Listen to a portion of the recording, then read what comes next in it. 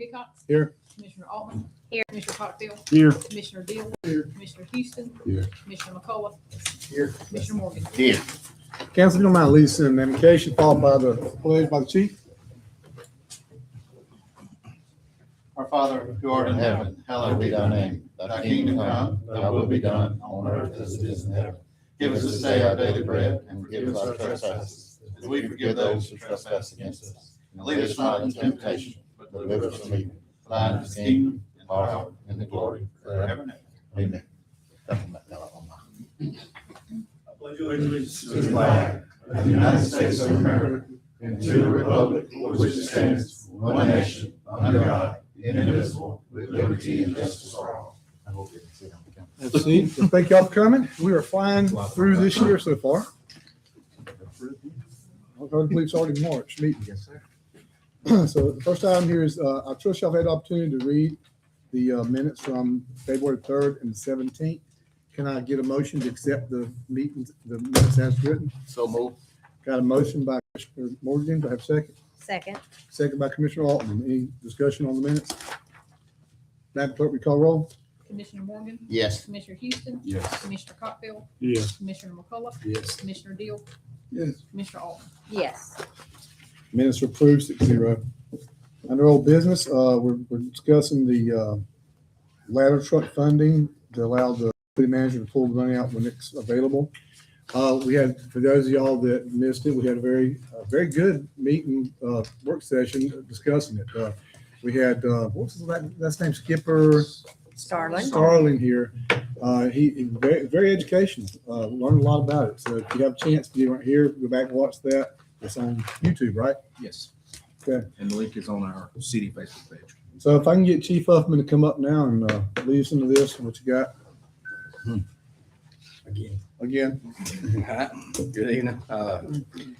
Here to ask permission for y'all to transfer the money from Georgia One Fund back to SPLOST 4 account where the check could be wrote for this ladder truck that we have on order.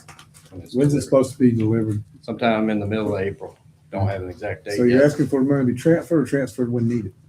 Transferred when needed. Just Will as long as you it's give agreed. them the new amount as far as the invoice that we have? That's Yeah, it's $1,279,700. What's So the difference in it? Chief? The $22,600 cancellation fee that we paid on that last truck is applied to this invoice. So Good. I got a motion by Commissioner McCullough to allow the money to be transferred when needed. Do I have a second? So move. Second by Commissioner Altman. Is there any further discussion on transferring the money? Madam Clerk, call roll. Commissioner Houston.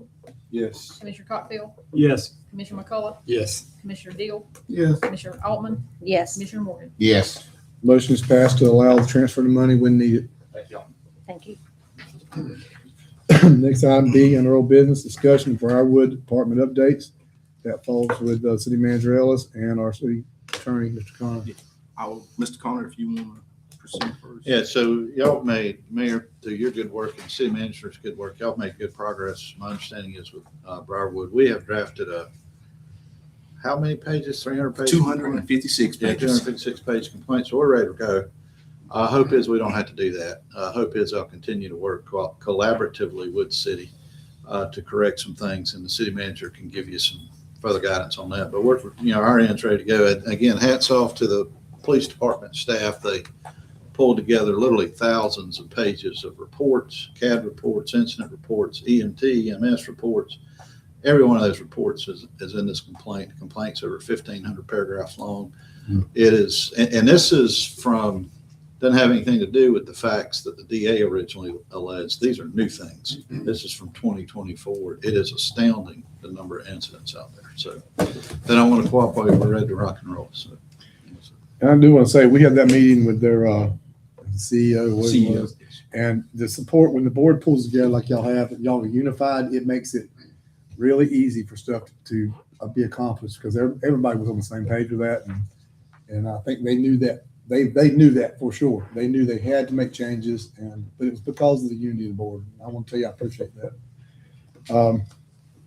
What else do you have? Mayor, I just want to bring an update. Me and Captain Gray have had several conversations with them as it relates to updating their camera systems, and they're working to implement a new system that will give us some more features to be able to track and follow disruptors throughout the entire community. We have been working with them. I know the building inspector and city marshal and I have had constant communication about them bringing upgrades and updates to the property. They have been awarded their process of their $2 million to facilitate their rehab. This will require them to put in new roofs, asphalt replacement, fencing, preferably expanded metal fencing to go down to address the dividers between the apartment complexes. We've also did some internal inspections in some of the apartments. They've been provided guidance from the building inspector on bringing those things up to standards. I will say that this company has made an effort to comply with our request as far as getting the place cleaned up and upgrading the security. And we have also negotiated an opportunity to provide some off-duty security for them. But it will not be for the previous rate. It will be for a rate of about $65. And so that's what we've presented to them, $65 per officer. And we're requiring them to have 2 officers on duty at any time that officers are present, just for the safety and welfare of the officer that will be working. Per our conversation with them, we basically gave them 6 months to get that work done. Is you on track to do that? Correct. So we're going to hopefully, since they just notified us that they were approved $2 million. So we'll be working with our building inspector and our city marshal and the chief to kind of map out a timeline and provide you all with that timeline, with understanding that we expect these things to be fixed and upgraded within a 6-month period. We were pretty hard about that. How about the calls out there? Have y'all seen them drop since we ramped up, Chief? Yes, sir. We've had some noise complaints out there, but for violent crime, it drops. I mean, numbers, the difference. We was averaging almost 1 call a day, right? One call per unit. We were doing about 30, 35 calls there, and now maybe 4, 5, 6. That's outstanding. Okay. And we've increased patrols. It's one of those things that we yes, it is an unnecessary burden, but it's a burden that we have to do, because if we don't add the extra patrols through there, we will have calls for service.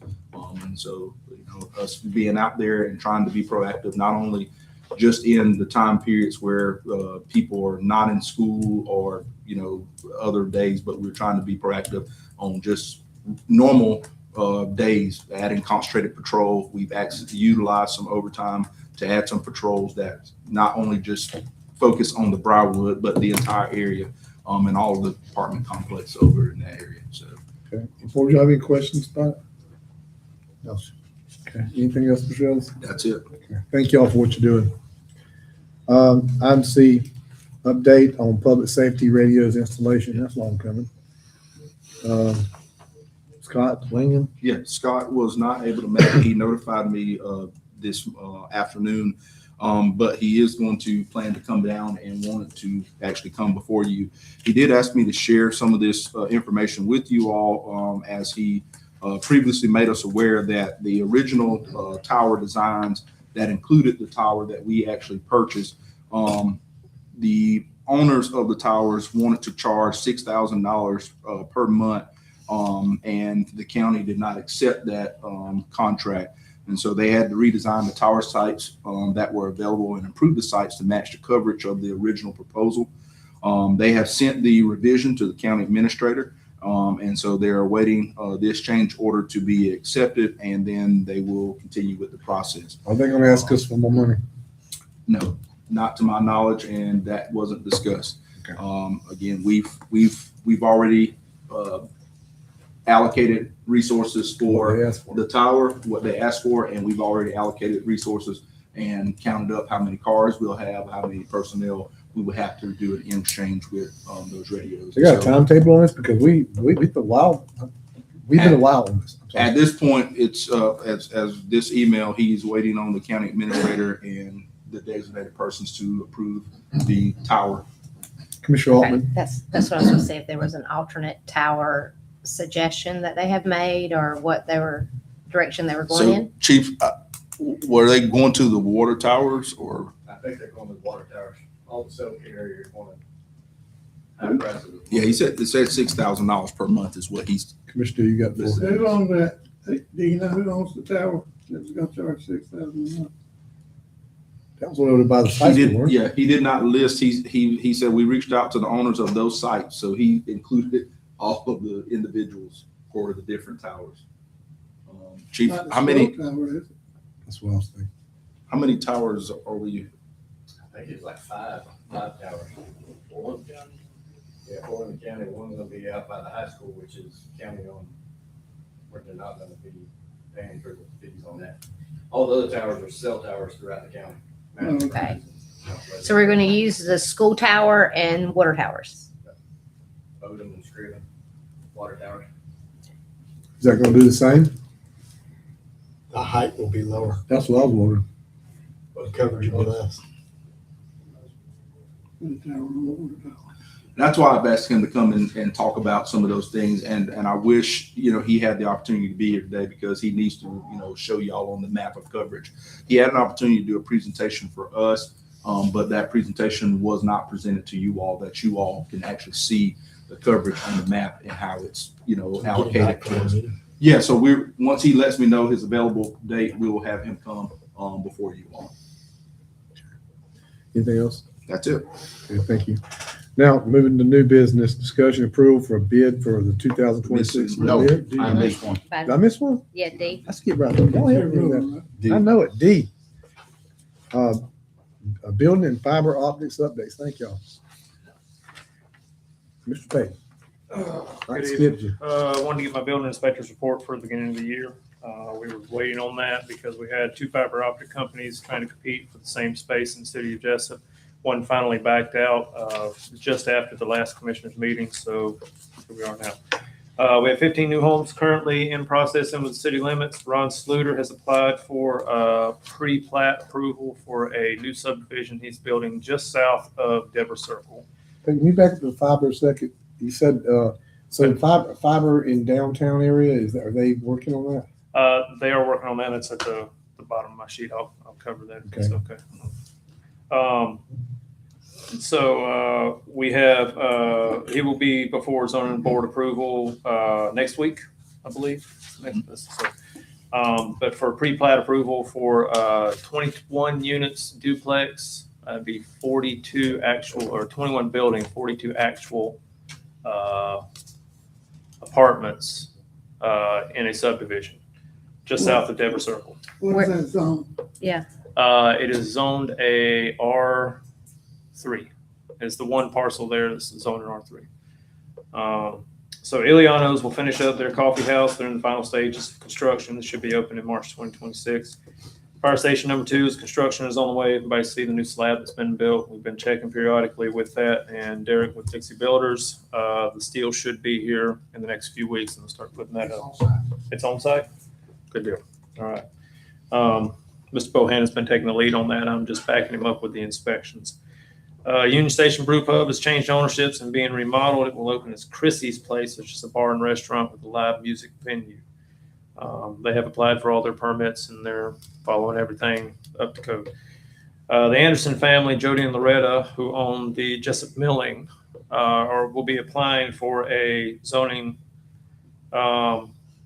next week to change from light industrial to commercial 3, which should not be big to the AC repair right next to them between Jessup Milling and Connors is already zoned at C3, so it's an adjacent property for them to open their restaurant. How far away from that church right there? There's a church at the corner of, and residential houses near there, but there's a church. Just a primitive Baptist. Yes, a primitive Baptist. Yes, Not the one up on, not the one Right on there, First Street. Macon There's a and smaller one at Yes, Macon and there is. Tyler. Their idea is to start a restaurant. It's a phase out order thing, and we've discussed this too about the church and everything like that. They're going to start a restaurant, much like anything else. But they're gonna have an alcohol license. Yes, sir.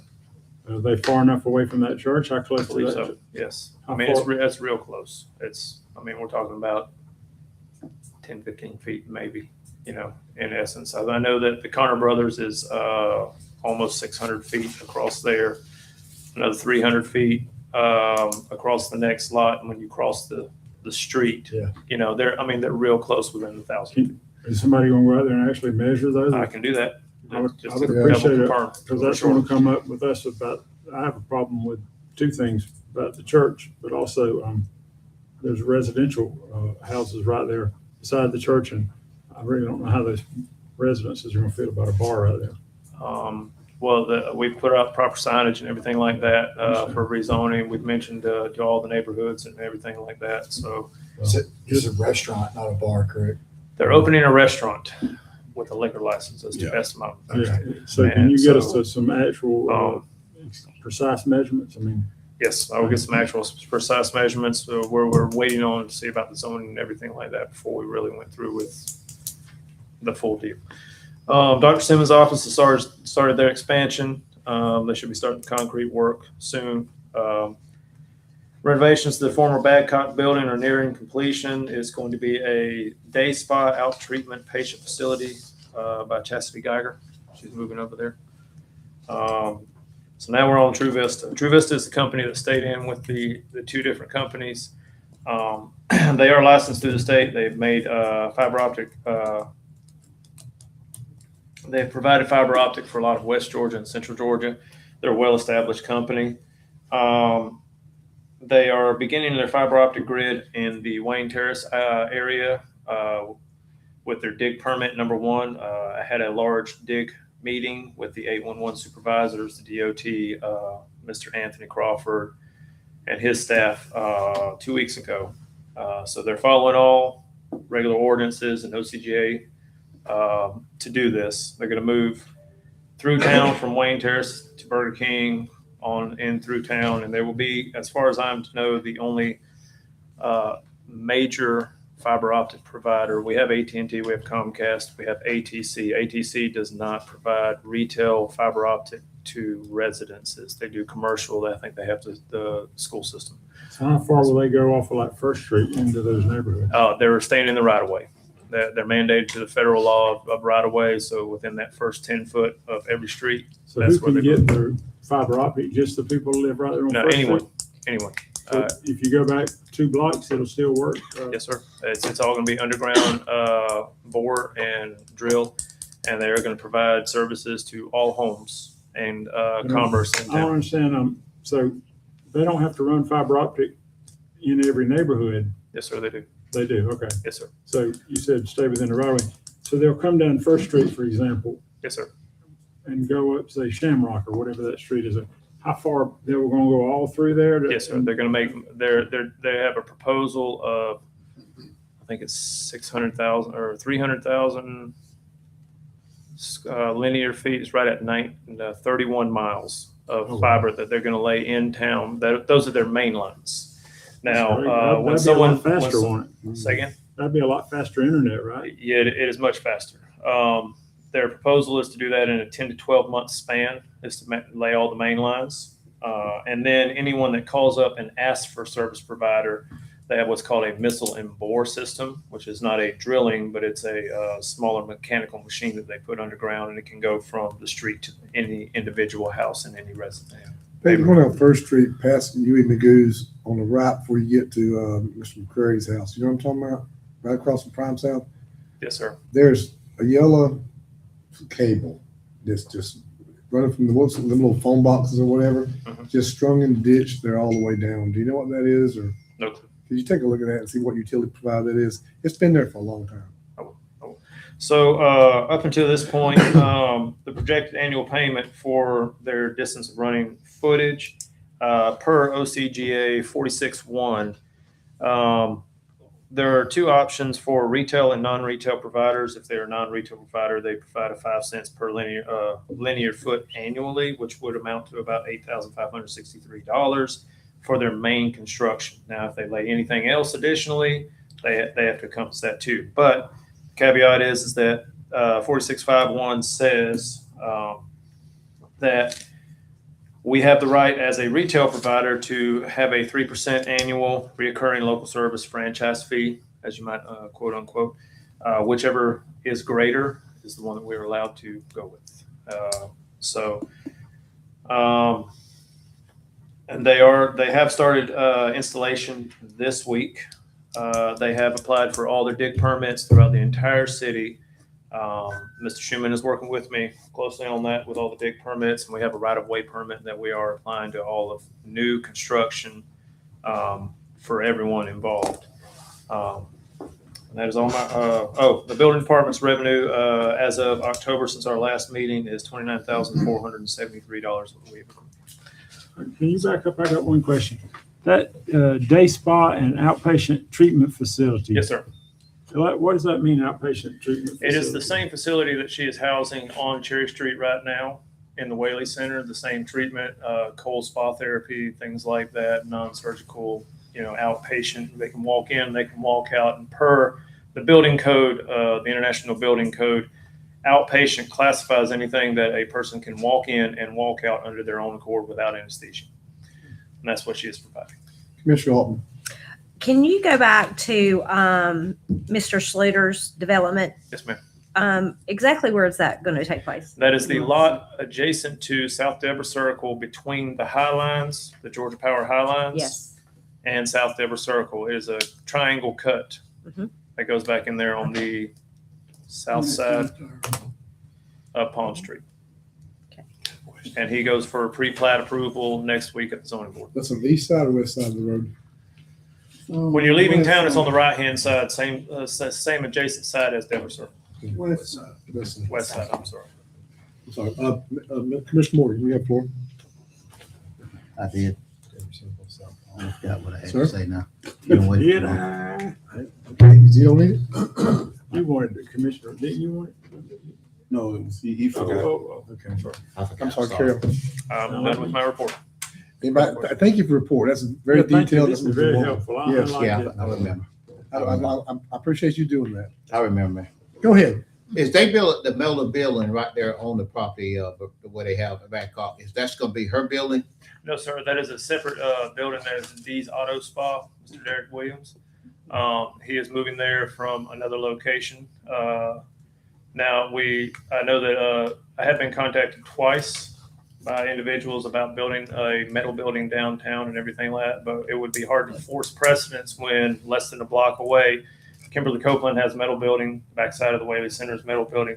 He has agreed to the one caveat that the Macon Street side will have a brick or stone facade to join into Kimberly Copeland and all the brick facades of Cherry Street, things like that. Do we not To have bring a? it back to it.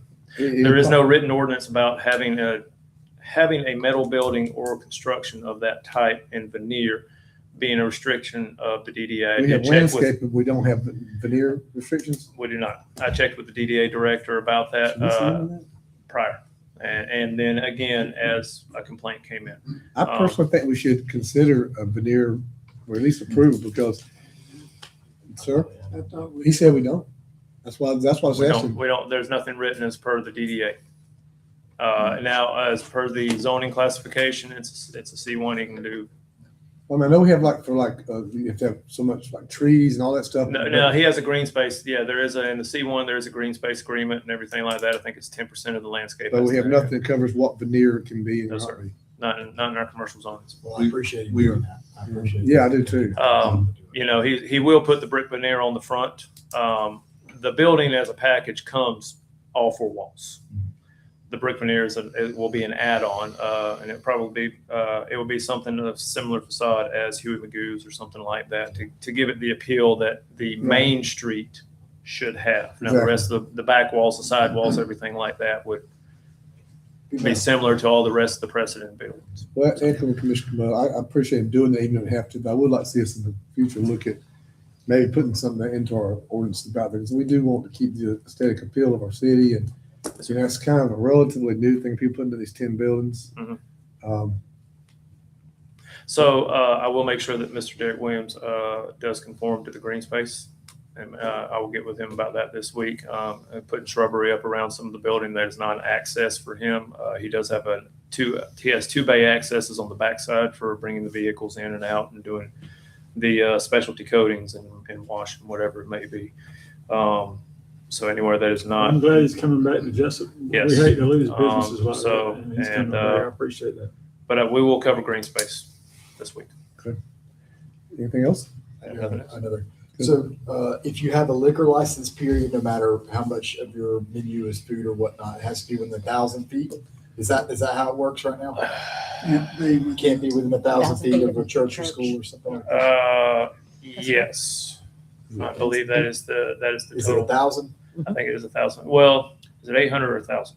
I don't know. Mr. Connor I can will- tell us. Yeah, let me. I think last time we talked about it was 1,000. It was It was 1,000. It's Yeah. not 1,000, it needs to be 1,000 or even 1,500 or so. And that's, We don't that's to have a them liquor in our license churches. at all. I believe so, yes. Okay. So, That's amazing. now, once again, you know, we were working on that, you know, as per zoning and everything else like that. They also wanted to include a adjacent event center on the backside. They're going to do 3 virtual golf bays and like an event center room with maybe a couple pool tables or Yes, something that they could rent out on the backside of the slab that's been torn down between the silos. So they're working on that as well. Commissioner, This is, you said a restaurant, what would, I don't know if you can answer this, what would be their business hours? No, there's no restriction on that. There's no restriction on that. Does. Yeah, there's no restriction on that. Well, I know alcohol that has some restrictions. alcohol restriction is 1 a.m. I believe. And that's not alcohol. You can still for sell You can food. you can still stay open to serve food and whatever less like that, but your sales are stopped at 1 a.m. I believe. And if does it matter on Sunday for 12 o'clock. pour? It's 12 o'clock. 12 o'clock. Does that cover pour too, as well as the liquor store, or just? Because I thought it was different for a pour license. Like if you were serving food and you wanted to serve alcohol, you had different exemptions on Sundays. Yeah, maybe maybe that's the operations of the actual package store. Right. I know package stores have to shut down. Yeah. I will find out that answer. Okay. Thank you. And I'll make sure it applies. What you got, Mr. Conner? So no, he's right. I mean, you couldn't have a bar there. It'd have to be with food on a Sunday. Sunday sales, it'd have to be serving food. Correct. If that's the Okay. question. Okay. So, Yeah. all right. Anything else, board? Thank you, Mr. Payton. Thank you. Have a good night. Now, get back on track. New business number 6, discussion approval of bid award for the 2026 LMIG. Mr. Schuman? Okay, we got the bids back on the 2026 LMIG. Excuse me, the low bidder was Georgia Asphalt Producers for a bid of $227,225.21. Let me ask you a question, Mr. Yes. Schuman. Who did that work? Were they the same contractor that did the work on First Street, the resurfacing on First Street, the milling and resurfacing? No, that Who was, did DDOT was handling that. Yeah, but who was the contractor, do you know? East East Coast, yeah, East Coast. Because I remember we had this discussion here. I've been very disappointed. We had a long discussion about those manhole covers. Right. And we were assured that they were going to be done. And I don't think they fixed the first one. Now, the one there in front of Circle K, they put some asphalt over the manhole cover. They didn't raise it up, I don't think. The rest of them, I hit them every day up and down First Street. Why can't we get them to, what's the story with that? Well, we paid them, I think it was $70-something thousand to take care of all those manholes. But they haven't. Excuse me, they haven't done it. Nothing, yeah. I mean, even the one at Circle K, it looks like somebody just put some asphalt Right. there. But there's all up and down First Street. Can we, We've hammered on them a lot, but we Yeah. get a bigger hammer. I mean, do we need to get Mr. Connor to get involved with it? I mean, they need to fix that. It's going on too long now. Any I'll further follow. questions? I'll follow up on it to be sure. Mr. Morgan?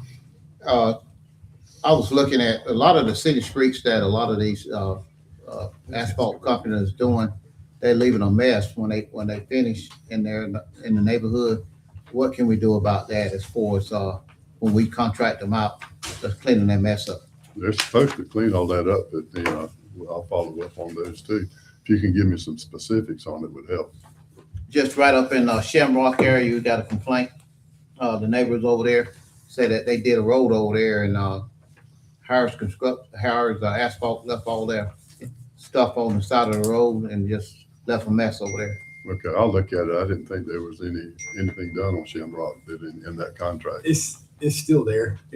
I don't know Is what it it an was. older contract or something? Yeah, I don't know what exactly it's from, but the debris is still there. Okay, yeah, I'm not questioning that. No. When you ride by, you'll see Yeah, it, but I'll I look don't at know what work was done over there. it. And that's what I'm Yeah, thinking, yeah. either. It may have been, the last contract I remember on Shamrock's been several years ago. Yes, sir.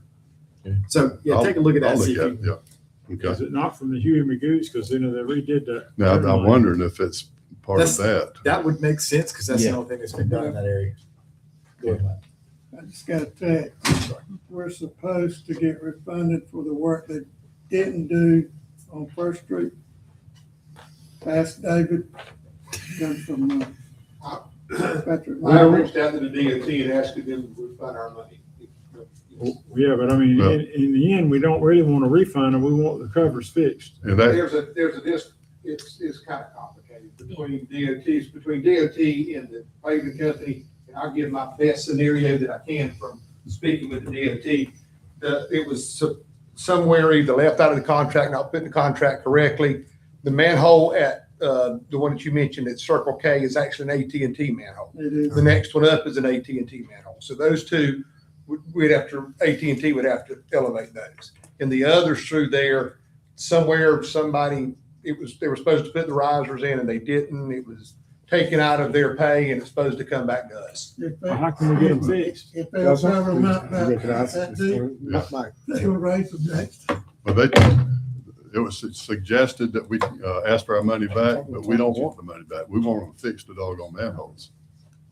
Tim? That's, I agree. We don't want the money back. We want them fixed, and we need to bar whatever company that is Yeah. from doing any more work with the city Well, of any kind, even if it's not that contract. We need to put a black mark on that company until but they get GDOT it has some done. responsibility on it too for not following. Commissioner Altman, you got the floor. Please ask. Are for the you floor. saying We're with- on top of each other. When you say AT&T owns them, we can't do anything to them because AT&T owns them. They have to make that decision to do that. Is that what you're saying? That is Even though they're on correct. our city streets? Yes.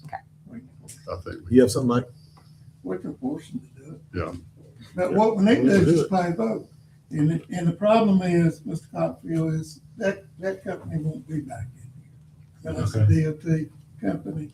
We won't see them again in 5 years. Right. How do we go? What's your DOT, suggestion? DOT. Get them to do it? Mhm. What do we need to do to get the ball rolling on that? I don't even know who the head engineer is anymore. It was a maintenance contract. Yeah, I don't remember who it is either. I can't remember the guy's name, but we'll find out and follow up on it anyway. Thank you. Well, back to the 26 LMIG. Council approved in October $288,000 for the project list that GDOT approved. And so the bid's now 227, so we're under quite a bit. And we'd like to add the section of North Macon from Walnut to Pine Street. We're getting a lot of complaints there. There's potholes and just the road is just in terrible condition. What's that again? North Macon between Walnut and Pine, in front of the cleaners and that section. We've done, almost everything around them downtown with the streetscape project, but we need to fix that too. So I'm gonna add that back to the list and it'll still be under the amount that was approved. What's the total? 227, 225. Is that with the Macon Street part? No. There's can I say something? Well, it would end up being, It's adjustment to that. Not only does it need resurfacing, but it looks to me like there's a sinkhole right there in the middle of the street in front of the cleaners. It's yeah, and like- that was one of the things That's we want to look at. Yeah, Okay, can we fix that before the paving so we don't have to go in there? Yeah. All of that will be checked out before they surface it. Yeah, we got several calls about it, and me and Mr. Schuman and Patrick and David have really been looking at it. And, that was an area that we realized that wasn't really addressed whenever all the streetscape was going on. So we definitely need to get over there and address that. So moved. So you got a motion to approve the 227, 225, 21, right? Second. And I second, the motion was made by Commissioner Deal, second by Commissioner McCullough. Any discussion? Madam Clerk, call roll. Commissioner Cockfield, Yes. Commissioner McCullough, Yes. Commissioner Deal, Yes. Commissioner Altman, Yes. Commissioner Morgan, Yes. Commissioner Houston. Yes. Motion passes 6-0 to approve the 2026 LMIG. Mr. Schuman, now the bid award for West Cherry Street box culvert. Okay, you should have a bid tabulation on that in your book as well. Excuse me. Interesting, we only had two bidders, and we brought them in for a pre-bid conference so that they could each, all of them hear the same story at the same time. And so it's interesting that the bids came back as they did. Southern Concrete, who's the one that gave us the initial quote on it, is the low bidder at $204,500. Did you look in to make sure that they haven't missed any spec or anything? That's No. huge. They're the ones that helped me put the spec together, actually. They're the ones that gave the initial quote. They are the experts. I would certainly rely on them. Okay. I don't know what happened with the other one, but Anybody want to make a motion? Me and Mr. Bill both were sitting there like, what? I got a That motion. looks like I don't want to do a job yet. That, I or mean, if I get it, I'm gonna get wealthy. yeah. Motion by Commissioner Deal to approve the low bid, I think, right? Let me say one thing. There's good companies they are in Wayne County. Yeah, They do all the bridges. They built the bridge out here, Oh, yeah. the bridge in Nashville.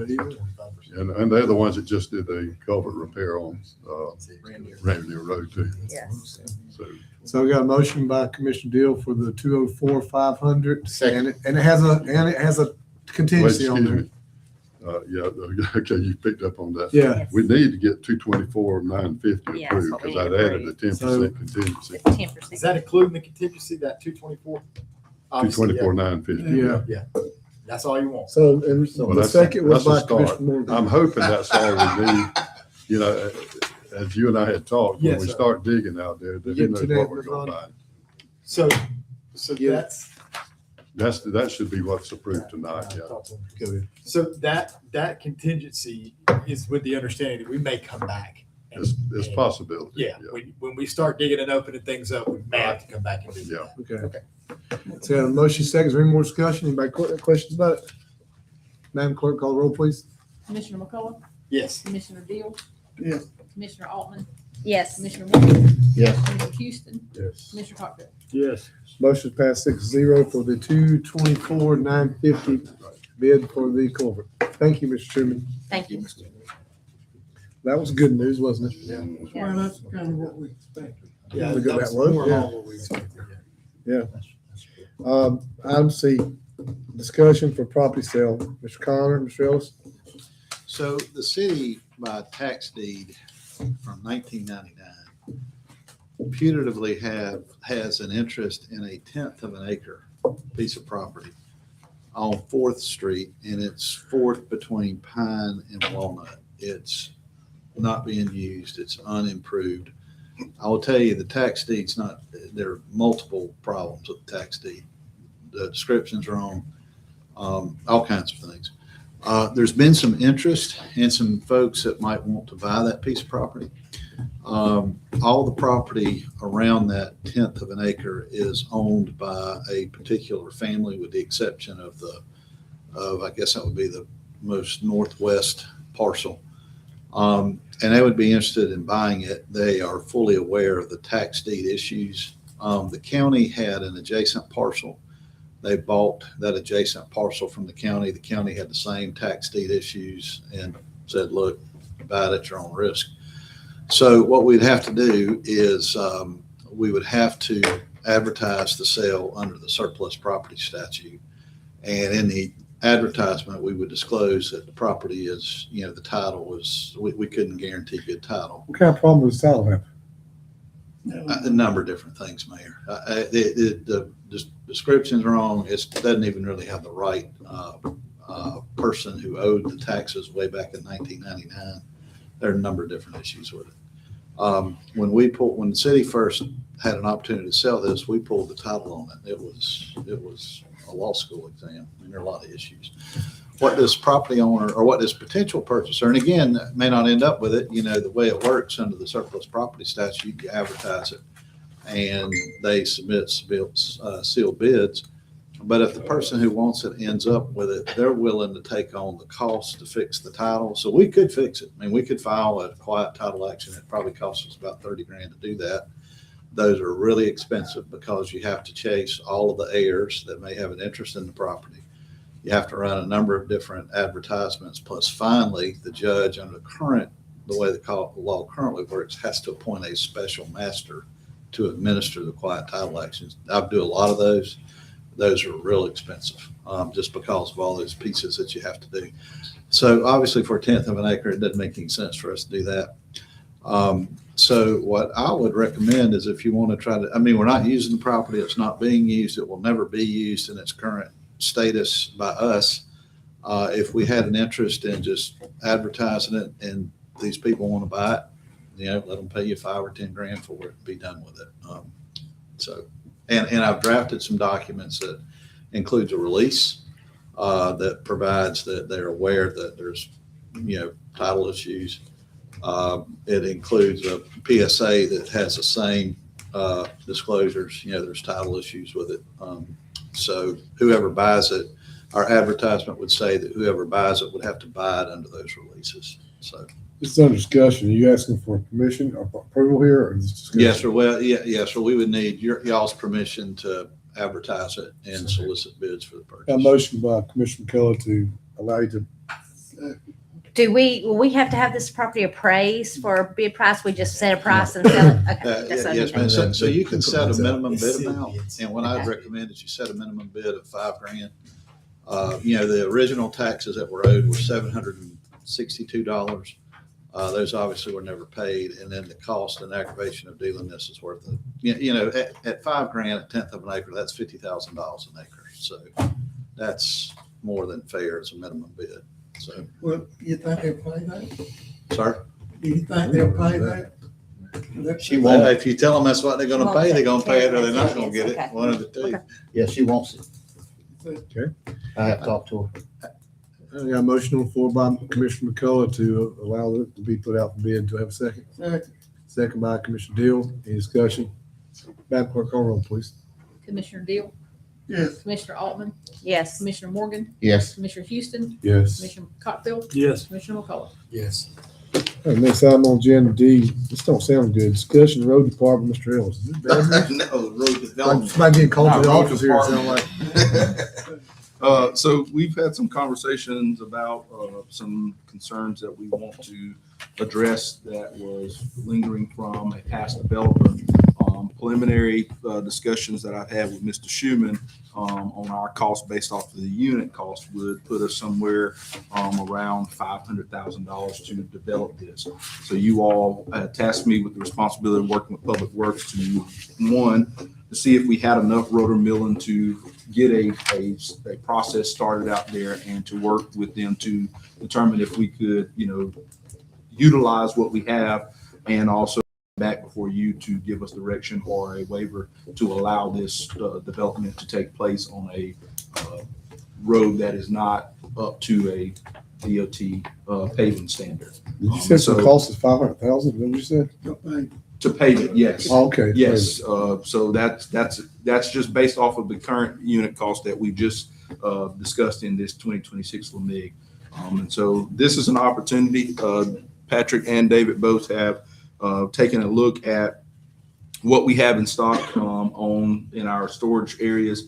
I know Patrick wanted to go out and take some particular measurements to see, if it's going to be enough. This is just the estimate that there is enough rotor mill out there.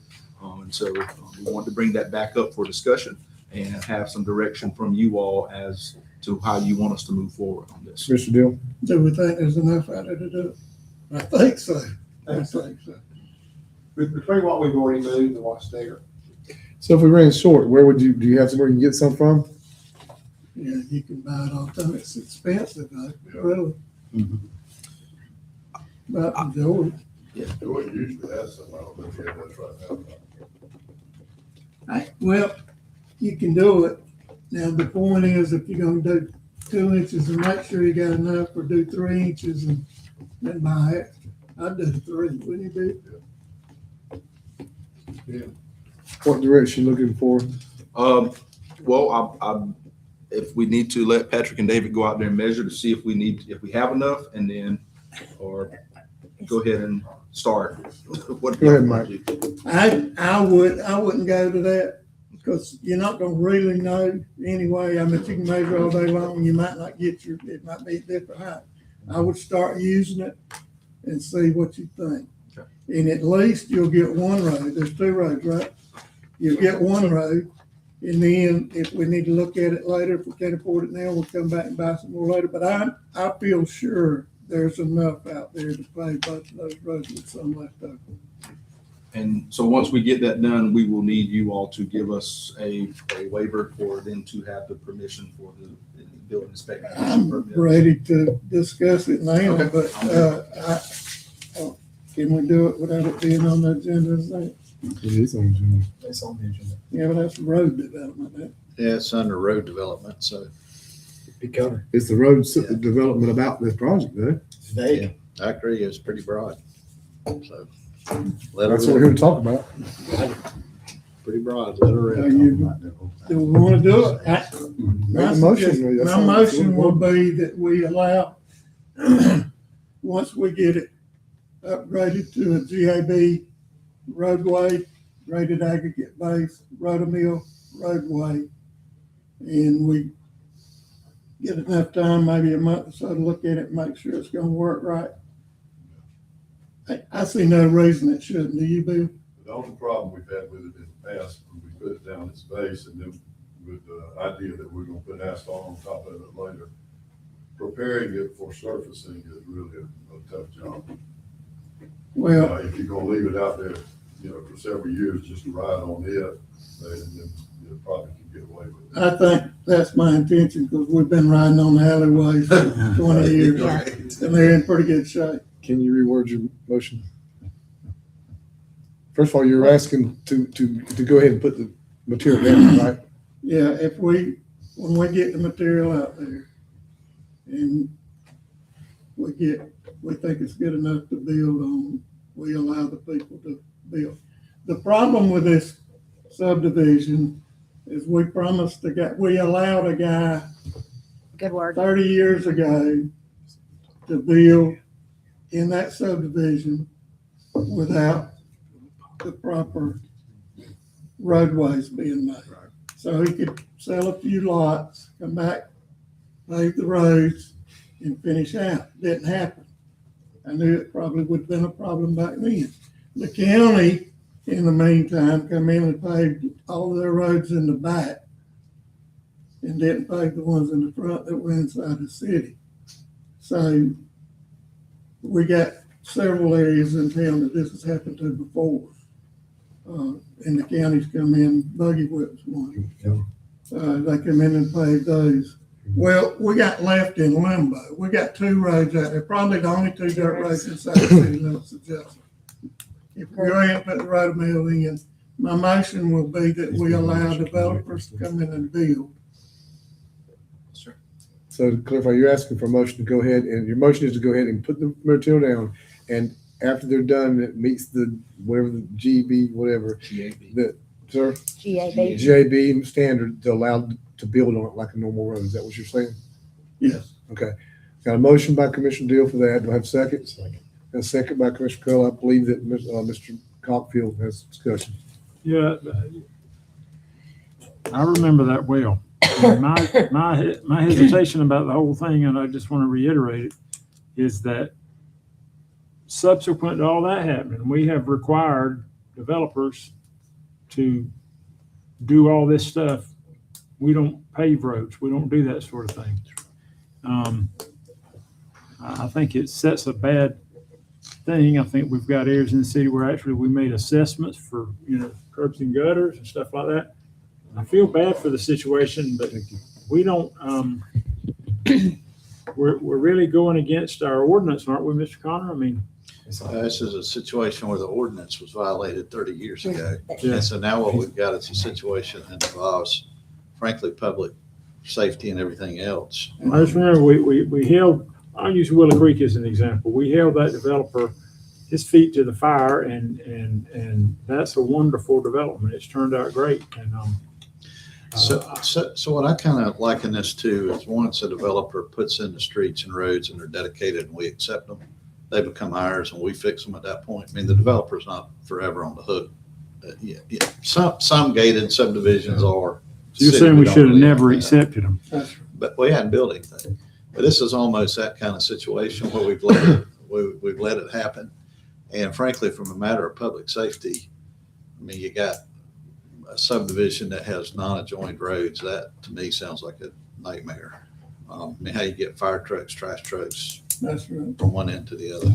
Commissioner Deal, Uh, you're after that, Ms. Norman. You know, the issue is, and Commissioner Cockfield, I tend to agree with you, except there's no other way to fix it. Those people that own houses out there are not gonna put their money into a paved road at all. I mean, you never could make it happen. So you got two roads out here in front of that subdivision, and he's in violation of the subdivision ordinance. But he's not here anymore, so we can't lock him up.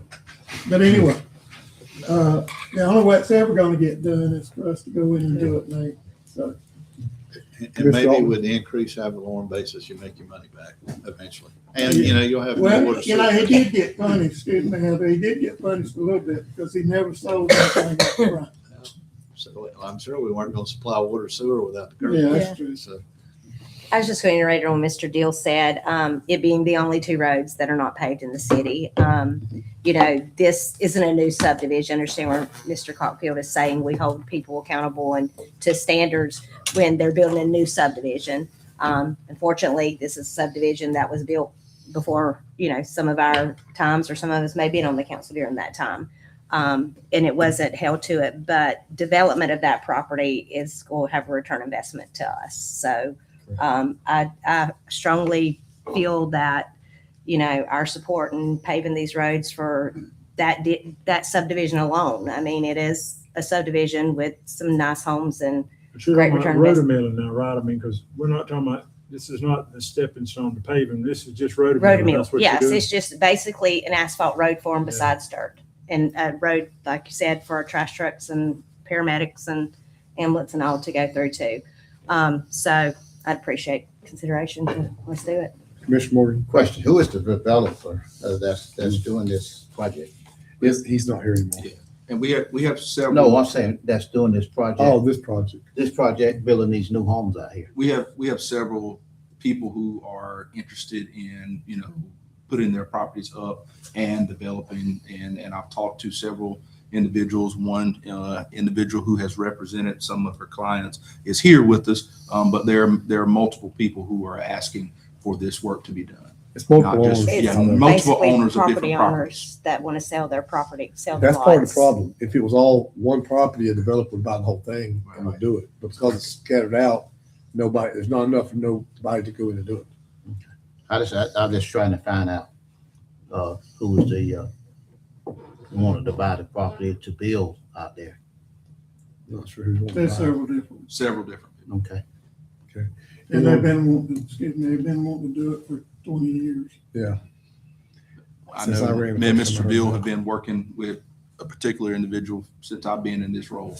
That was one of the first things she asked when I got, said, can y'all fix this? So, Well, sometimes, guys, we make mistakes as a board. Sometimes people force us to make mistakes, but you just can't let mistakes sit there. Sometimes you gotta go back and fix it. And, you know, it was before us, but we can't just let it sit there. I think that's what we're doing right now, is trying to fix something that was done by mistake before. But you know, just Mayor, we just had a developer out there on the farm. You know, we held him to the Yes. agreement that he had to pave and stuff like that. So The problem Yeah. with this developer that did it, you can't, like you said, you can't enforce it. He's not here. So the I know person who who's you're talking accountable about. for this you can't do nothing about it. but I'm just saying. Right, I got you. You're right. And we do need to hold the standards to that, but in this case, there's nobody to hold. Any more discussion? So you got the motion? Okay, do you need me to clear it back up? You got it. No, you can repeat it, Fonzie. It's just simply to go ahead, his motion was to go ahead forward with putting the rotor mill out there, move forward that, and when it meets the standard, to allow it to be built upon. Am I right? Okay, Madam Clerk? Commissioner Altman, Yes. Commissioner Morgan, Yes, I vote that. Commissioner Houston, Roller mill. Yes. Commissioner Cockfield, Yes. Commissioner McCullough, Yes. Commissioner Deal. Yeah. Motion passes 6-0. All right, approval and bid award for public service, two public service trucks from SPOS 5. Mr. Mahan, it's you. Yes, sir. Good evening. You don't ever come here and give us money. You're always here asking for money. Yes, and it's vehicle. Well, we do take in a little bit of money through Public Works, but very little. Normally, we burn gas, diesel, and that's kind of what we do. We do have a little bit of income through garbage, so. Thank you for what you do. Yes, sir, we appreciate it. Guys, I think y'all are gonna have maybe the entire bid list. When we put the trucks in our budget, we budgeted $50,000. If the bid exceeded that, I did not bring it to you guys. I brought all the bids which were under 50,000 to present to you guys tonight, to try to keep everything in a good tight budget, if you will. We had 4 bids come under that $50,000 mark. If you will look, they were Woody Folsom Automotive, which would have been the Chevrolet dealership. Also, Hold on, are we supposed to have a bid sheet? You got Yes, you got You got one. one. In your package. Oh, it wasn't in our agenda packet. You were talking about in, No, these bids just came in. this is in the notebook? Yes. It should be in your notebook.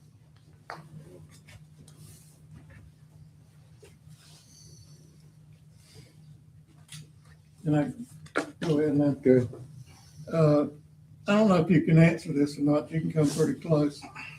Commissioner Altman and I got scolded by a very dear friend of ours that we didn't ask y'all last meeting how many miles were on these vehicles.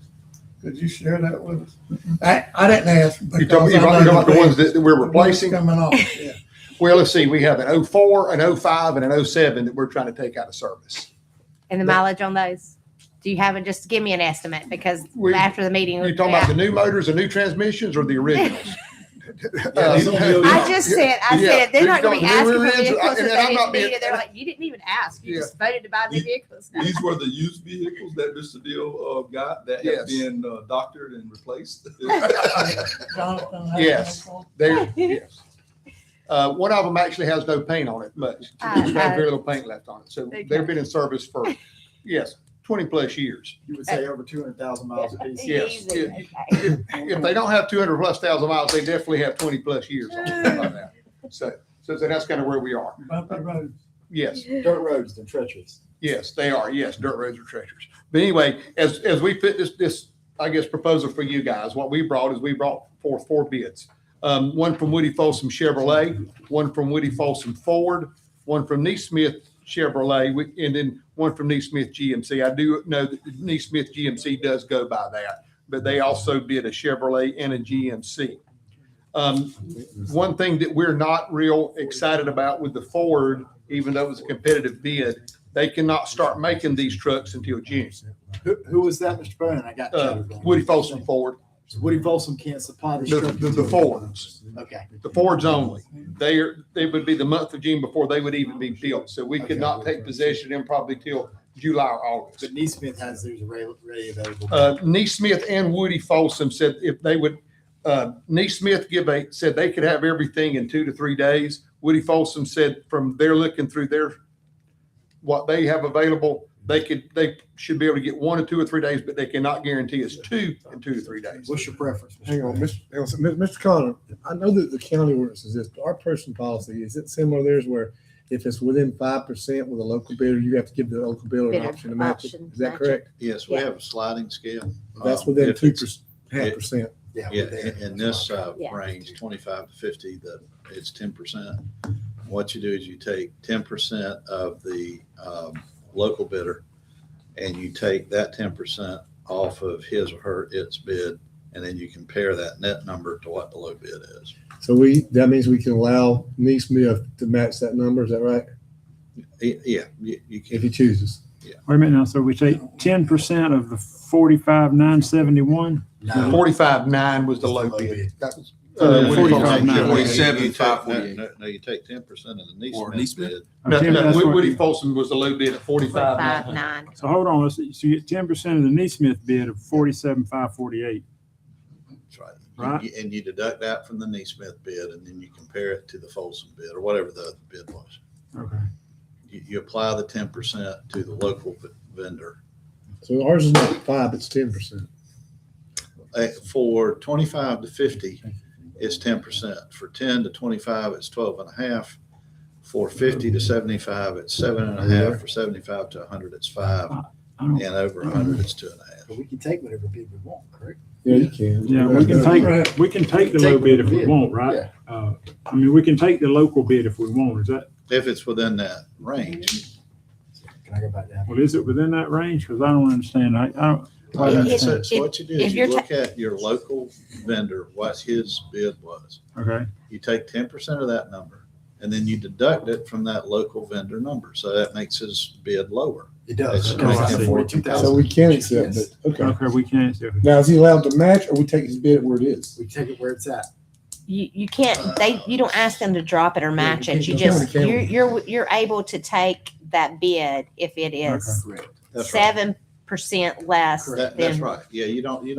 So have we to can match. take that. We Yeah. can accept Yeah, it. So you we just, do- you pay him. the Are higher you, number. are you okay with, or would you recommend the Kenny Smith bid?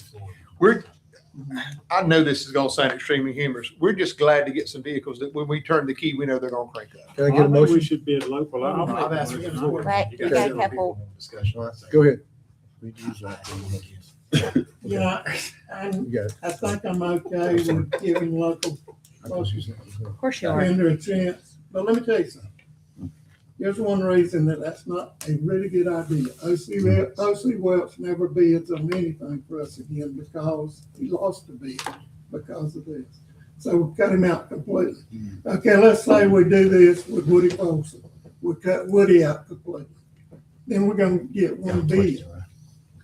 And I like Nate Smith. I like those guys a lot. I'm a Chevy man myself, but we need to be careful. Commissioner McKellar? So, yeah, that's what I was trying to get at was if you had a preference for the 26 Chevrolet, we can kind of use that as the reasoning why we went with the Chevrolet over, or the Silverado over the Crew, right? Or I'm just trying to get his preference. The Chevy truck from Woody Folsom and Nate Smith, the Chevrolets are, from what I can tell from the specs that the two provided, should be almost identical trucks. That's what I was trying to get out. There was a loophole that we could find a way to award that bid, but I'm with Commissioner Deal. We have to be very careful about just saying we're going to take the local bid, even though it's more, because Woody Folsom has supplied a lot of police cars to us in the past and other vehicles, and if we get rid of that, we haven't even gotten local bids before for those types of vehicles. So we're on a slippery slope by just trying to say do local. I think we need to very seriously consider not taking our low bidder. If we don't have a preference from our department head and their trucks are comparable, we have to be very careful. Commissioner Morgan? Yes, I think we should go with the bids that we have and not look at our local bid because what we doing again, we going to the same thing. We jumping the gun and we're putting ourselves on a bind. If they're gonna bid, they'd bid 45,000 like the rest of them, then we went with that bid. But their bid is $47,000 and $49,000, and it's about $2,000 to $4,000 difference in the bid. So I just think we should go with the lower bid and stay with the lower bid. Why have bids if we're not gonna go with them? Commissioner Cotfield? But our policy, that's why we have it in the policy, right, Mr. Connor? I mean, if they're within that, so in essence, they are the low bid. I mean, they do meet our, if we're not gonna give it to them, we need to take that policy out and say, okay, we're not gonna give any preference to local bidders because they meet the definition. Am I right, Mr. Connor? I mean, Well, I mean, if that's what you chose to do, I mean, yeah, if they're within the 10%, It's that's what the policy says. $1,577 difference. yeah, so they. Times two. I mean, these people but- pay a lot of business license, they pay property taxes, they specifically ask, I remember, Mr. Deal remembers, they asked to be annexed into the city. And so, you know, they pay, I mean, if we didn't have that policy, I could see your point about it, them not being the low, but they meet, I mean, that's the whole reason that policy's in place. Everybody else? Mike? Yeah, that policy don't say shall, it says can. Yeah. Don't say can or will. Well, I mean, it raises a fair point. If you're not gonna use it, then why do we have it? Yeah. You know? Delete the policy. Okay, anybody else?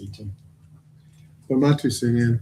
if we don't have these businesses, you only draw, let me say this, we only draw 300,000 out of our $8 million we use to pay bills with from local homes.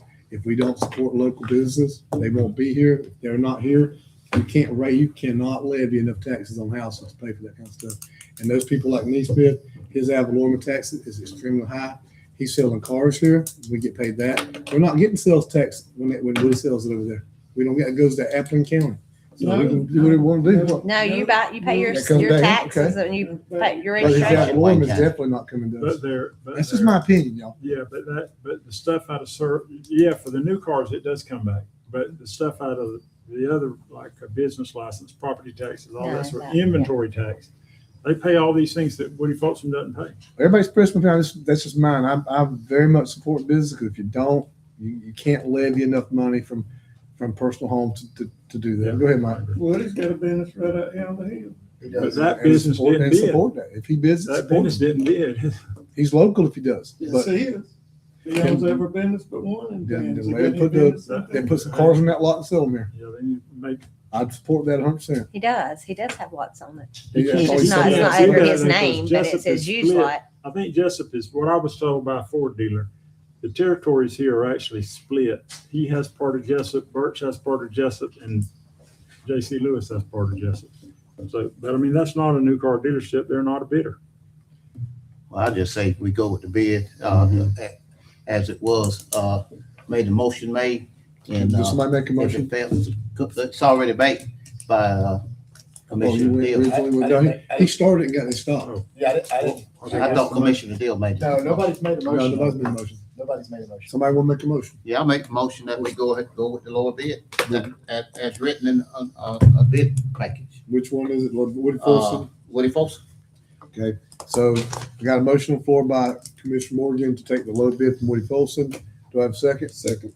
Got a second by Commissioner Houston. Any discussion on that? I just want to reiterate what the mayor said. We need to support our local businesses. We have a policy in place that allows us, or I don't know if it says shall or may or what, but there's a policy in there providing for scenarios just such as this, where the local bidder's close and we go with the local bidder, even though they're not necessarily the low bid. We have that policy in place. We're not going to follow it. We need to take the policy out. You agree with that? Any other discussion? Madam Clerk, call the roll. Commissioner Morgan, Yes. Commissioner Houston, Yes. Commissioner Cockfield, No. Commissioner McCullough, Yes. Commissioner Deal, Yes. Commissioner Altman. No, That's 3-3. What's the count? 42. 4-2 passes. Back from Woody Folsom. Thank you. All right. No, sir. Item F, review 2025 audit report. Mr. Harris. Good evening. Mr. Olson, I'm sorry. Representing Mr. Harris. Yes, sir. Good evening. Thank y'all for having me. Again, like I say, every year, it's a pleasure to work with y'all. We always enjoy coming over here, working with the city manager and the clerk. They've, as I said, were a pleasure as always this year to work with. Just going to try and give a real quick run through. This is the June 30, 2025 audit reports for the last fiscal year. Presented y'all with a couple things. You got your bound copy of the report, management letter, kind of the executive overview of a few things. Then just a quick little copy, kind of the quick hitting items there. So just first thing, as far as audit items, the only finding with the audit was, once again, your segregation of duties issue, which, as we discuss every year, had extensive conversations with the city manager about this. Unfortunately, just with a city this size, it's going to be an issue run into with people being cross-trained, limited number of staff, just the economic feasibility of having enough people to get rid of that. We hear that one every year. Yes, sir. every So same spiel as We'll have it always. next year. Same spiel as always. as always, the city here does a really good job mitigating those risks, putting in controls to kind of counteract any risk in place due to that. So like I said, no, just wanted to point that out. And again, make sure everybody knew, not a huge deal. And y'all are taking the proper steps to address that. So as far as the numbers go, for the audit, government-wide, total activities of the city as a whole, including all your governmental funds, water, sewer, sanitation. Your total net position for the year, you see about a $5.3 million increase there. And your unrestricted net position increased by about 2.9, so that made up that portion. There was some increase in your restricted net position as well. That's related to your SPLOST revenues, T-SPLOST, all the grant monies that the city has taken in, working on expending out, waiting on those projects to get started there. I know, obviously, real big projects coming down the pipeline, as far as the sewer, things like that, all that in place. So that's where, some of the ARPA funds are still sitting there. You've got the additional SLUFR money, the state and local fiscal recovery money coming in to help with that as well. Moving on to the individual funds, obviously big one's general fund there. You can see kind of just the big classes of assets, and this is on page 17 of the report, if y'all would like to look there as well. 17 and 18. That's your balance sheet for the governmental funds. So the report itself is only current year. That's why we provide this with kind of prior year figures as a quick comparison there for you. So cash was down just a little bit in the general fund, but right below that, you see related to it, your receivables balance was up, which means the revenues come in, just waiting on the collections there for the receivables. Again, sir? What are we waiting on? Ooh, that's a good question. Part of the balance, I believe, several different things make that receivables balance up. Part of it is your property taxes. Are they running behind? Not this past year, I don't believe. No, sir. It's just kind of a running total. All years is included in that. So your current receivable plus any prior years is part of that receivable there. And I would have to, I should know this. Is there any big ticket that's causing that behind you're talking about? Sir? Is there a big ticket you're talking about that's causing it behind? Not that I'm aware of. And that's something I could check into and let the manager and the clerk kind of see there too, which portion of that receivable, what it's related to there with that increase. Do you know, Nick? So I know that we've done some correcting in some of our collections. So, I mean, that's why you've seen a uptick in that amount. We did correct some of the issues with collections and making sure that people paid back taxes. And also, I think the revenues from fines were up. Yes, yes, that was one significant increase was the fines on the revenue side. Commissioner Deal? I don't have anything. Okay. But yes, sir, like I said, I'll double check on that and make sure to confirm it with the city manager and the clerk. Just make sure it weren't some one particular item that we need to check on. Yes, sir. Yes, sir. And so moving on, your other items there. Another item related to that decrease in cash is your accounts payable balance is down, which just means more. There weren't as many bills outstanding. Cash had already gone out the door by the end of the year there. Total revenue and total expenditures were both up in the general fund, as you can see. And then this year, including the transfer in, you saw a positive change in fund balance on the general fund of about $138,000 there, which is in the right direction compared to the previous year, if y'all remember. So it was 138 up, but we moved how much more out of the other fund? Out of water. Yeah. The transfer out of water sewer this year was 1.1 million, I So we believe. went up by $100,000, right? Yes, sir. In the general So fund. that is positive. Went up by 100, but we're 38 the other way, right? Yes, sir. Okay.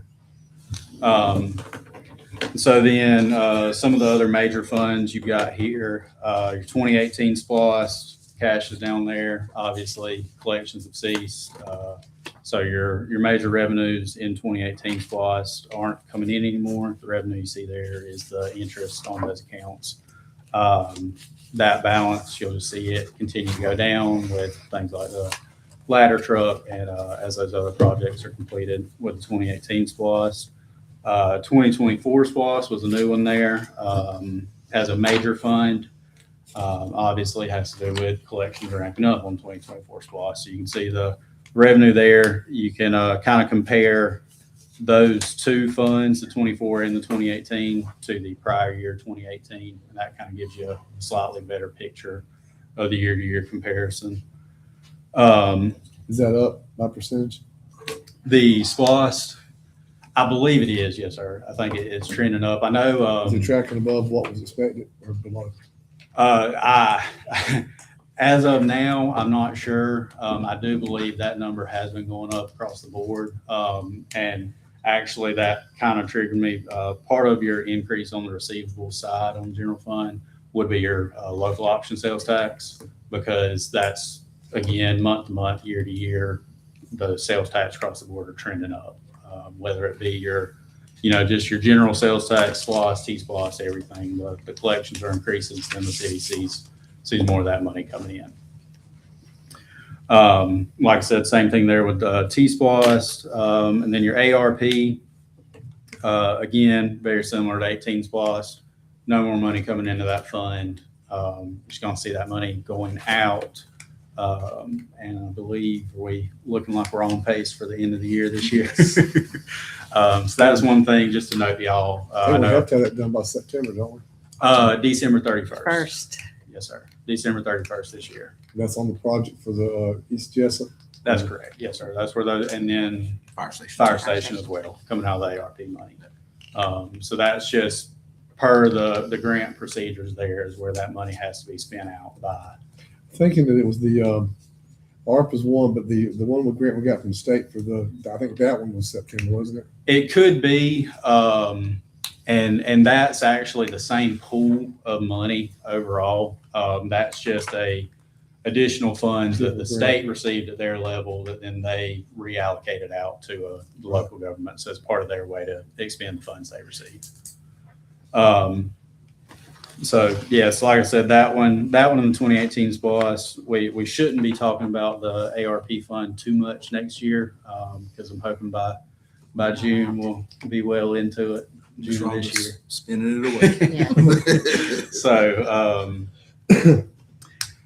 and then we've got the proprietary funds. That's your water and sewer fund, your solid waste, the enterprise funds there.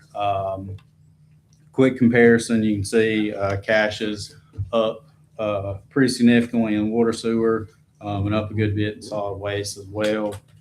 You see related to those increases in your unrestricted fund balance, which is just what the city has left over available to spend there. Again, the increases on both of those, as y'all know, related to increases in revenue. So you saw your sewer rates and your water rates go up. City saw those additional collections, and it's having the intended effect there to help, and then help with the capital side, capital upkeep, those projects coming up for the water system to keep everything up to date there. So that's the kind of the big things. Do always like to just point out the general fund budgetary comparison schedule. That's your schedule 1, and that will be starting on page 61. And that's just your original and final budget compared to the actual audited numbers. Obviously, it's not as granular as what y'all's internal reports may be. It's just kind of the broader categories there as far as the function and use of the revenues and expenses coming in. City came in pretty well over budget as far as revenues go, which is a good thing, obviously. And then across the board, I know we did want to commend the city manager on his work with the budgeting process. That has been improved from what we've seen, and it continues to trend in the right direction there. It's as far as improved the from what budget we've goes. seen. Yes, sir. Interesting. Yeah, Yes, sir. I'll leave it there. Yes, sir. I'll be there. So, did, like I said, just wanted to make sure to give credit where it's due there. I know, Mr. Nick and I have discussed, and Kale have had some pretty extensive discussions on that process. Mr. Deal. What I see overall is, fund balance is going up. We're in pretty good shape. Now we need to do what we promised the people we'd do.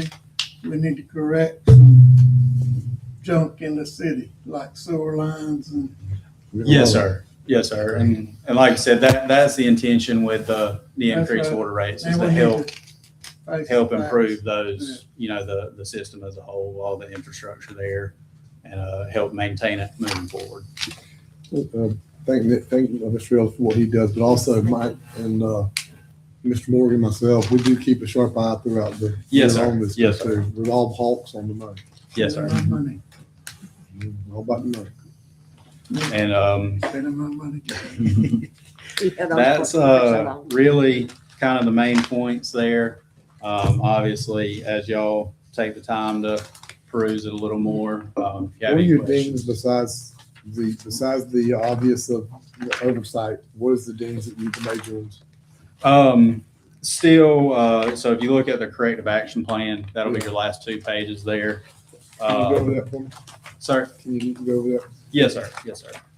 So this is per the city manager. This is the corrective action plan for items noted.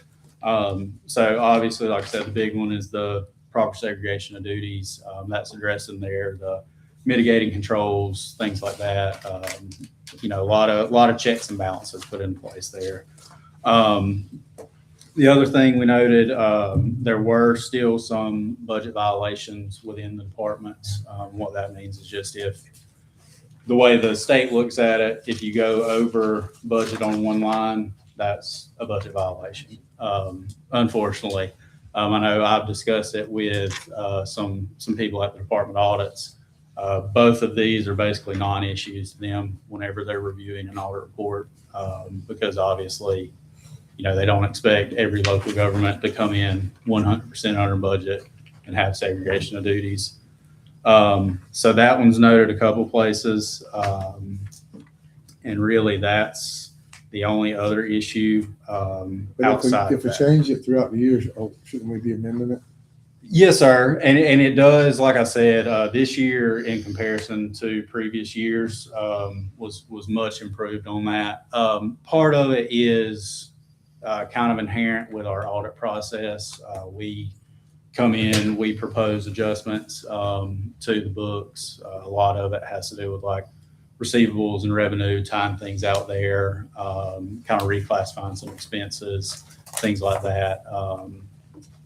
And then another big hitter always is the health insurance.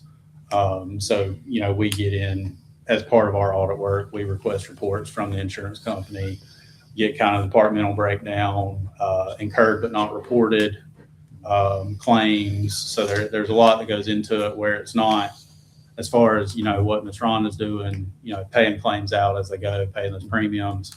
And then we come in and kind of mess up whatever she's budgeted so far.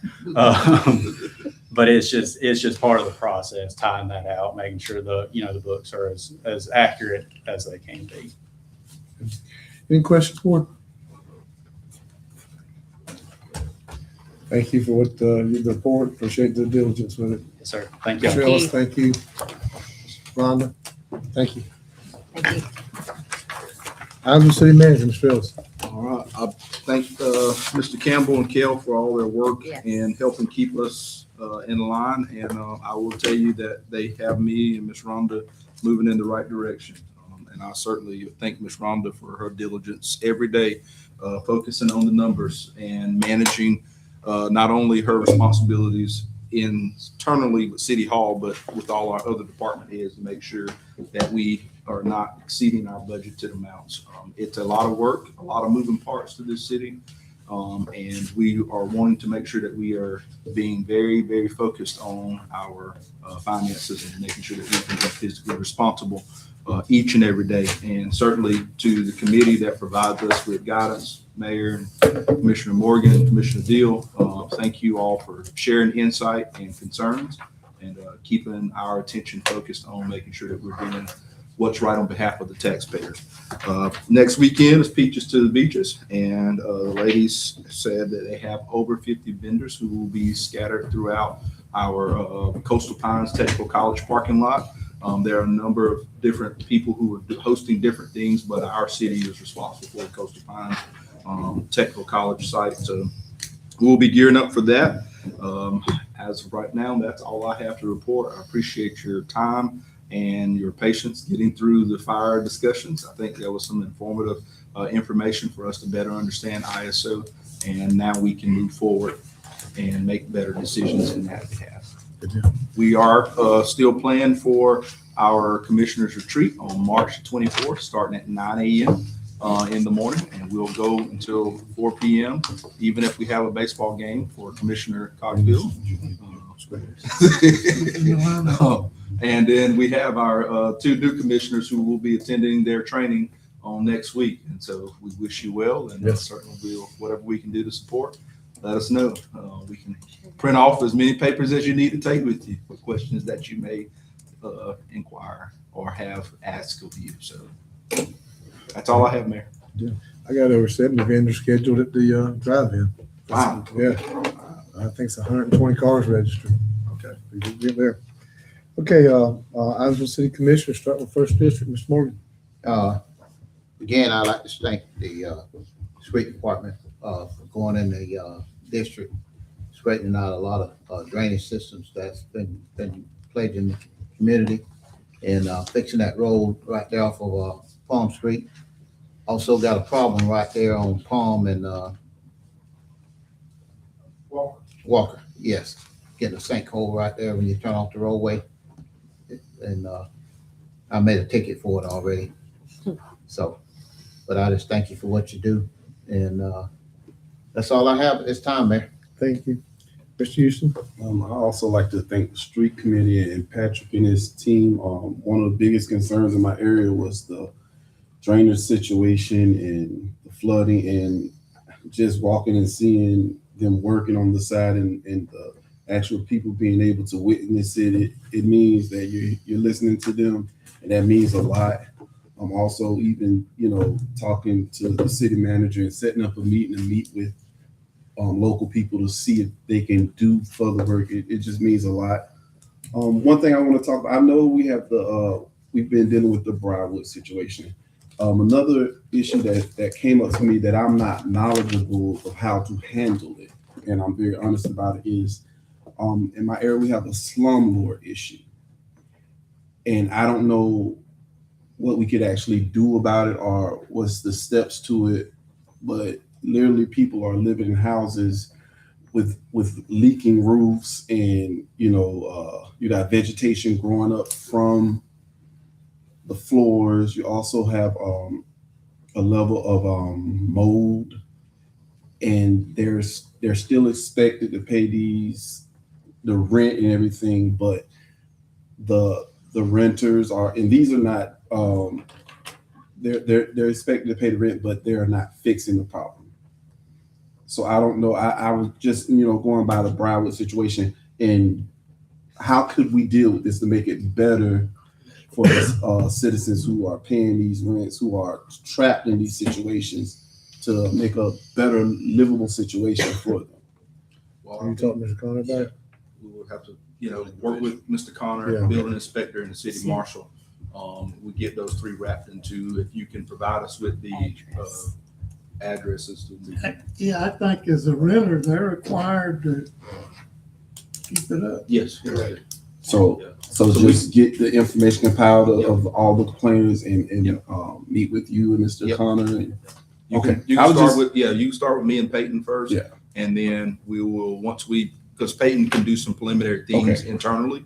He can issue some letters. The city marshal can issue some citations for violations. And then we can refer those matters who are not in compliance with the ordinances to Mr. Connor. so that's where Especially, we'll start. especially Mr. Houston, if it was fixed whenever they took possession, like the air conditioner wouldn't work before, they have to maintain the air conditioner. So if something was right when they took it, I know for sure they have to maintain it. Okay. Is that a local ordinance or is that? That's just law. That's Yeah, law. you go for a magistrate and you do something like that, yeah, they can. So if the air conditioner works when he moves in, they gotta fix the You air have to, conditioner. he's paying for it to be like this, and if it's not kept that way, he's not getting what he paid for. Am I correct with that, Mr. Connor? I'm sorry, I wasn't listening. That when someone rents the property, with the condition it's in when you moved in, the landlord has to make sure it stays. The air conditioner working, it's got to stay working. Well, it has to be tenable. I mean, it has to be habitable and tenable. And, the state just passed a new law that was effective this past year that strengthens the rights that tenants have. And in fact, there is a hotline that you can now contact the state if you're an aggrieved tenant and complain about tenant conditions. And I can get you that data, but the state now has an agency that you can complain to. So, I would love to have that. yes, sir. So can you work with Mr. Houston about, he's got questions about it, and he's got questions about what can be done for slumlord situation. Can you help him with that? Well, again, we discussed that. That's a matter of the building supervisor, the building official, and the city marshal. And if there's building conditions and they would have to be documented, we'd have to deal with it that way. But frankly, outside of a building condition, we don't have any authority to get in the middle of a private contract. It would have to be a condition that doesn't meet building code that we can send the building official out to deal with. Anything else, Commissioner Houston? Okay, so. Commissioner Cotfield? Yeah, I wanted to ask a question. If the city manager would do two things for me, please. One, stay after the engineer, and if you need to get Mr. Connor involved, whatever you need to do to get those holes fixed on First Street. I'm afraid if we don't get them fixed, the manhole covers. There's a number of them. I was going to go out there and count them today, and I didn't, and I got busy. But if you go all the way from, yeah, there's a bunch of them. Yeah, and anyway, if you would please stay after that. The other thing I had mentioned this one time before, using my discretionary money to, I want to thank our public safety workers for the job they do every day. Our police officers and firefighters, they're putting their lives on the line every day. And we just have to be reminded, like of that shooting in Austin, Texas. We're going to be seeing that more and more and more. And I'm concerned our police officers don't have the latest and greatest equipment they need, like red dot sights. And I think I've got enough in my discretionary to do that. If maybe you had to buy the holsters for next year, could you get some prices on that? If that's what the police officers, the chief thinks they need, or maybe upgrading your rifles. I don't know, but we need to make sure these guys, they're not facing the same threat they faced before. And I think that threat's just going to get worse and worse. And when they pull up on a scene, they need to be able to, those guys in Houston, in Austin, they took care of business. They were well-trained and well-equipped, and had it not been for that, that could have been a real massacre out there. I think the guy was dead within just seconds of police arriving. So if you could maybe come back with a proposal on that or something. We're working on some presentations for you all. Once we finish our initial council retreat, we're going to have our department heads come and talk about things such as training, facilities, things that we need to upgrade, and different things like that. Well, I would like to get that at least part of done, whatever I've got, the discretionary money before June 30th, so we can get it on this fiscal year. That way, if we need to mop up some next year with holsters, I know the holsters are probably going to be about as much as the gun, but whatever we need to do, if that's feasible. Now, that may not be what they want to do. I just want to make sure. I know we have some we have some rifles, isn't that right, Chief, from the Army? No. I get them back. We Oh, get, you- We've actually bought rifles. Now, most of our guys, a lot of our guys carry their own rifles and get qualified on them. So, see, you don't have the military or law enforcement only rifles that they can shoot burst or shoot. We have, automatic. rifles that we have purchased from the police department. The guys that don't have rifles, we certify, or they get qualified on those rifles. But most of the guys have rifles and qualify on their own rifles. Okay, so they're not street legal. They're all street legal. They're not, because before we had rifles that were fully automatic or Yes, we don't have. shot the 3-round burst. Is that something you think you need or? No, sir. Okay. Absolutely not. Commissioner Morgan and Commissioner McCullough made those changes before they both left. Well, I mean, I think the county has those, don't they? I mean, a lot of We're- departments have those. I mean, We're responsible for every round that goes down. Yes. So that's. Yeah. We need We're not to account military. for everyone. If we got bursts like that, that's not. we used to have those though, didn't we? We Yeah. did for the. Yeah. And we got rid of them. Yes, Okay. but we were also, in policy, it was forbidden to be used in a fully automatic 3-round burst capacity. Correct. We will never be in a situation where suppressing fire is an option for law enforcement. We're not military. So the county doesn't have, they have fully automatic ones? I could tell you that. We, Okay, What's that? that's it. Phil, Maybe get if something on you this. don't, if they don't have, can you make sure all the commissioners, we are getting near the year, have a run total on what their discretionary is? I don't know if all of them know what they have, especially the 2 new ones. We'll provide you with an update after we get your trees. Do you know what yours is? Yeah, take them. You all promised Commissioner Morgan trees, so. I was about to say, I promised a good bit amount of weight, so yeah, but I'd like to see I don't that. remember that promise. Well, that promise is, was decided. everybody's gotta buy a tree. Get a I'd tree. rather buy guns than trees myself. Oh, my goodness. Well, those trees have been ordered, so. Oh, okay, We'll too help, late. we'll help you out. Thank you. I cut the crepe myrtle one time. You threatened to shoot me. I don't know about that. What are you talking about? All right, Cut too Mr. much? McCullough, you got the floor. Yeah, so, I'll, whatever I have left, I'll match Commissioner Cockfield for red dots and holsters if we need to. look at That should be more than enough. But let's get them done for June 30th. I don't have, I'm not taking away from your tree, Commissioner, so. Man, you losing trees like that. Guns All on I the needed trees. was a little bit, so yeah, that'll be great. That's- Thank you, Commissioner What McCullough. else you got? Yeah, so, I got, there were 2 houses in my neighborhood. I have the address on one of them that I want you guys to look at, as far as being in a state of disrepair. This one, I've looked at a couple times. I actually got out, and walked around it, to see how bad it was. And some of the windows are missing, vines are growing through the windows. 705 South 6th Street. Yes, I think it's been reported before. The city may own that. Oh, we might. Good Lord. We need to- We need to Have you seen it before? Well, It's that bad. I think it's in tax lien anyway. Okay, well, if it's in tax lien, can we do something about it? I mean, the neighbors are complaining. Can we sell it?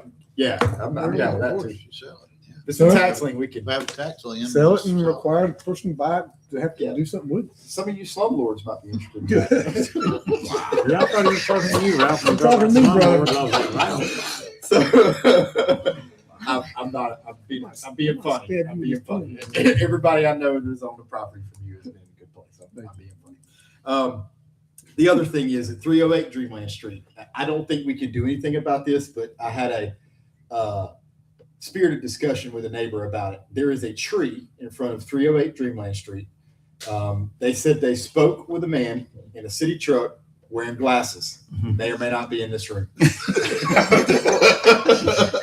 I don't know that it was you, but you're the one that popped into my head. It's got an orange That's how ribbon it's- around it. It's an 80-foot pine tree. It's dead as a doornail. It's in between the power lines and the street.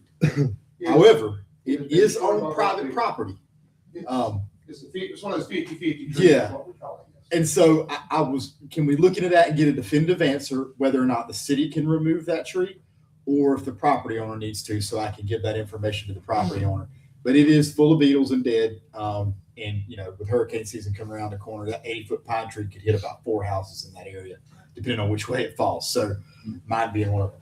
But I didn't even realize it was dead until it got pointed out to me by a neighbor. Did you say it had a tag on it? It's got an orange ribbon that I was told was put there by the city. Okay, so that. And the owner was informed that the city was going to take care of it, but I was like, I don't know that we can because there's some gray area there. We're waiting on the tree board.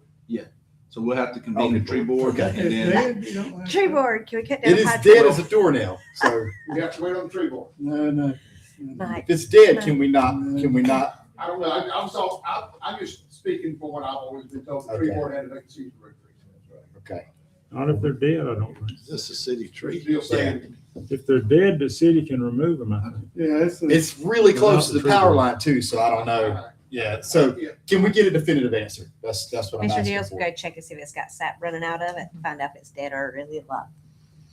How do you check that? Do you lick it or something? No, you just look. I didn't tell you, or Mr. Bohannon and I, when we took over these positions, we were told that we needed to tag the trees, the tree board needs to go and evaluate it, then we cut it down, but we'll look into Can we it. expedite? Yes. If it's a threat, you can cut it. It is definitely a threat. The tree ordinance says you can cut it. I mean, This is a new board, bro. but I agree with you. I appreciate you respecting the tree board, you know, but I guess with Commissioner Harvey going, I'll be the only one to kind of take up the tree calls. I'll take up one too. All right, There you go. I think that's it. that's it. Commissioner Deal. I don't really have anything, just like to ask everybody to be mindful of our country, pray for our country and our president. Amen. Amen. Yes. Commissioner Altman. Same thing, Mr. Ellis reported on. Peaches the Beach this weekend, huge investment in our community. People come in, large crowds, drop some money and then drive right out. So be aware to our citizens in our community that there will be a lot of walkers. There will be a lot of people on feet. There will be a lot of people in downtown. Yep. There'll be a lot of pedestrians. Police officers, I know, will be busy that weekend. Y'all be safe. We appreciate everything y'all do to protect us and keep our town safe. But just be mindful of all the visitors we will have in our community this coming up weekend. Next weekend. Yes, next weekend. Anything else? Is that it? Okay, I want to say condolences for the Jackson family. Mr. Vernon Jackson passed away. He's 96 years old. He was drafted in the military, 51, go to Korea. He's been the commander of the VFW for years in the post. I did not know that. A really good man. And my condolences to his family and to Miss Sadie. Sadie. They're very good people. And just one of my condolences to the family. Their funeral is tomorrow at 11 a.m. at Reinhardt. So if you get a chance to go, again, he's a great American. I appreciate him. Other than that, I just want to say that, listen to this board tonight. Everybody don't agree with everything. We have spirited discussion. That's what it's about. Spirit discussion, and then you make a vote, and whatever the vote goes, we accept it as a board, and that's what that's about. Representing your district, representing the city, trying to make positive change. And I want you to know I appreciate y'all's effort in that. And with that, thank y'all for coming tonight. Appreciate everybody in the audience, and I turn the meeting.